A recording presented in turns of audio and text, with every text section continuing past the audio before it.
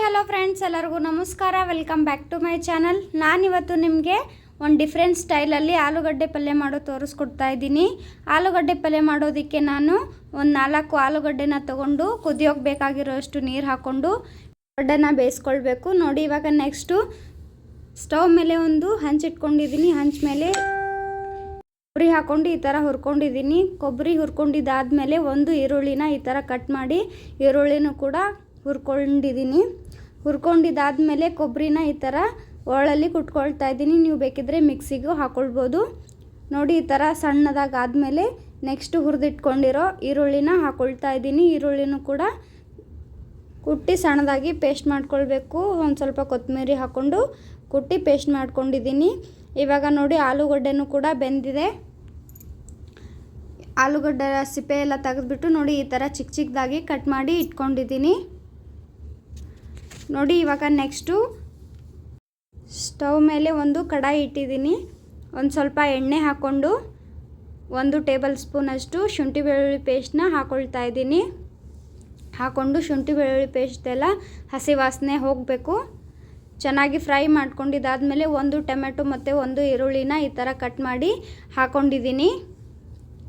ಈರುಳ್ಳಿ ಟೊಮೆಟೊನೂ ಕೂಡ ಸ್ವಲ್ಪ ಚೆನ್ನಾಗಿ ಫ್ರೈ ಆಗಬೇಕು. ಫ್ರೈ ಆದಮೇಲೆ ಕುಟ್ಟಿ ಇಟ್ಕೊಂಡಿರೋಂಥ ಮಸಾಲೆಗಳನ್ನ ಹಾಕ್ಕೊಳ್ತಾ ಇದ್ದೀನಿ. ಹಾಕ್ಕೊಂಡು ಚೆನ್ನಾಗಿ ಮಿಕ್ಸ್ ಮಾಡ್ಕೊಳ್ಬೇಕು. ಮಿಕ್ಸ್ ಮಾಡ್ಕೊಂಡಿದ್ದಾದಮೇಲೆ ಒಂಚೂರು ನೀರು ಹಾಕ್ಕೊಳ್ತಾ ಇದ್ದೀನಿ. ಹಾಕ್ಕೊಂಡು ಚೆನ್ನಾಗಿ 1 ರಿಂದ 2 ನಿಮಿಷ ಚೆನ್ನಾಗಿ ಬೇಯಿಸ್ಕೊಳ್ಬೇಕು. ನೋಡಿ, ಇವಾಗ 1 ನಿಮಿಷ ಆಗಿದೆ. ಇವಾಗ 1 ಟೇಬಲ್ ಸ್ಪೂನಷ್ಟು ಮಸಾಲೆ ಖಾರ ಹಾಕ್ಕೊಂಡಿದ್ದೀನಿ. 1 1/2 ಟೀ ಸ್ಪೂನು ಅರಿಶಿನ ಮತ್ತು ಒಂದು ಸ್ವಲ್ಪ ಗರಂ ಮಸಾಲ ಹಾಕ್ಕೊಂಡು ರುಚಿಗೆ ತಕ್ಕಷ್ಟು ಉಪ್ಪು ಹಾಕ್ಕೊಂಡು ಇಷ್ಟನ್ನು ಚೆನ್ನಾಗಿ ಮಿಕ್ಸ್ ಮಾಡ್ಕೊಳ್ಬೇಕು. ಮಿಕ್ಸ್ ಮಾಡ್ಕೊಂಡಿದ್ದಾದಮೇಲೆ ನಿಮಗೆ ಬೇಕಾಗಿರೋಷ್ಟು ನೀರನ್ನ ಹಾಕ್ಕೊಳ್ಬೋದು. ನೋಡಿ, ನಾನು ಸ್ವಲ್ಪ ನೀರು ಹಾಕ್ಕೊಳ್ತಾ ಇದ್ದೀನಿ. ನಾನು ಸ್ವಲ್ಪ ಗ್ರೇವಿ ಥರ ಮಾಡ್ತಾ ಇದ್ದೀನಿ, ಜಾಸ್ತಿ ನೀರು ಹಾಕ್ತಾ ಇಲ್ಲ. ನೋಡಿ, ನಾನು ಇಷ್ಟೇ ನೀರು ಹಾಕ್ಕೊಂಡಿದ್ದೀನಿ. ಗಟ್ಟಿಯಾಗಿದ್ದರೆ ಇನ್ನೊಂದು ಚೂರು ಹಾಕ್ಕೊಳ್ಬೋದು. ನಾನು ಇನ್ನೊಂದು ಸ್ವಲ್ಪ ನೀರು ಹಾಕ್ಕೊಳ್ತಾ ಇದ್ದೀನಿ. ಹಾಕ್ಕೊಂಡು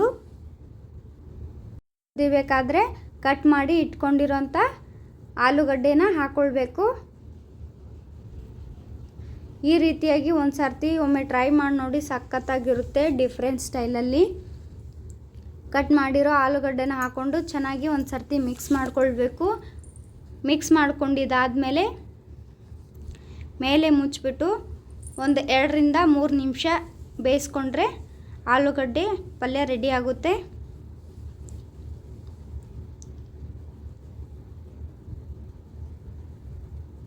ನೋಡಿ, ಇವಾಗ 2 ರಿಂದ 3 ನಿಮಿಷ ಬೇಯಿಸ್ಕೊಂಡಿದ್ದೀನಿ. ನೋಡಿ, ಆಲೂಗಡ್ಡೆ ಪಲ್ಯ ಕೂಡ ಎಷ್ಟು ಚೆನ್ನಾಗಿ ಗಟ್ಟಿಯಾಗಿದೆ. ನೋಡಿ, ಎಷ್ಟು ಚೆನ್ನಾಗಿ ಕಾಣಿಸ್ತಾ ಇದೆ. ಕಲರ್ ಕೂಡ ಅಷ್ಟೇ ಚೆನ್ನಾಗಿ ಬಂದಿದೆ. ಈ ರೀತಿಯಲ್ಲಿ ಒಮ್ಮೆ ಟ್ರೈ ಮಾಡಿ ನೋಡಿ, ಸಖತ್ತಾಗಿರುತ್ತೆ. ನೋಡಿದ್ರಲ್ಲ, ಸಿಂಪಲ್ಲಾಗಿ ಆಲೂಗಡ್ಡೆ ಪಲ್ಯ ಮಾಡೋದು ಹೇಗೆ ಅಂತ. ನನ್ನ ವಿಡಿಯೋ ಸ್ವಲ್ಪನಾದರೂ ಇಷ್ಟ ಆಗಿದ್ದರೆ ಲೈಕ್ ಮಾಡಿ, ಶೇರ್ ಮಾಡಿ, ನನ್ನ ಚಾನಲ್ಗೆ ಸಬ್ಸ್ಕ್ರೈಬ್ ಮಾಡಿ. Thank you for watching.